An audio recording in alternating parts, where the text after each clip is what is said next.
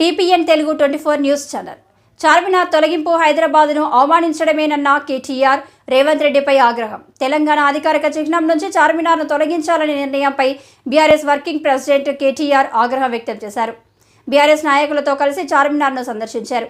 గత 10 ఏళ్లలో ప్రభుత్వంలో మంచి జరిగితే దాని గురించి ప్రజలకు చెప్పాలని, కొత్తగా వచ్చిన కాంగ్రెస్ ప్రభుత్వం రేవంత్ రెడ్డి నాయకత్వంలో మొండిగా వ్యవహరిస్తుందని ఆరోపించారు. గత 10 ఏళ్లలో జరిగిన మంచిని, అభివృద్ధిని పట్టించుకోకుండా ఒక రాజకీయ దుగ్ధ కక్షతో వ్యవహరిస్తుందని ఆరోపించారు.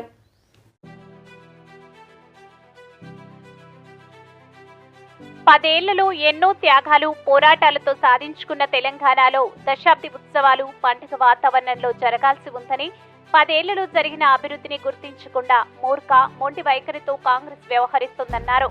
కేసీఆర్ కు పేరు రావద్దని, కేసీఆర్ పేరు వినబడవద్దనే ఉద్దేశంతో రేవంత్ రెడ్డి ప్రభుత్వం మూర్ఖపు నిర్ణయాలు తీసుకుంటుందన్నారు. తెలంగాణ అనగానే హైదరాబాద్, వరంగల్ గుర్తొస్తాయని, కాకతీయ సామ్రాజ్యపు వారసత్వ సంపద, కాకతీయ కళాతోరణమన్నారు.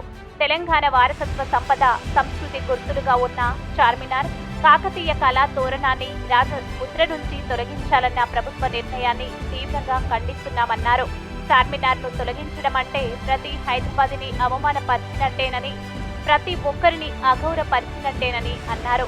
మిమ్మల్ని ఎన్నుకున్న ప్రజలు బ్రతుకులు మార్చమని, మేలు చేయమని, పథకాలు అమలు చేయమని ఇచ్చిన వాగ్దానాలు నిలబెట్టుకోమని విజ్ఞప్తి చేశారు.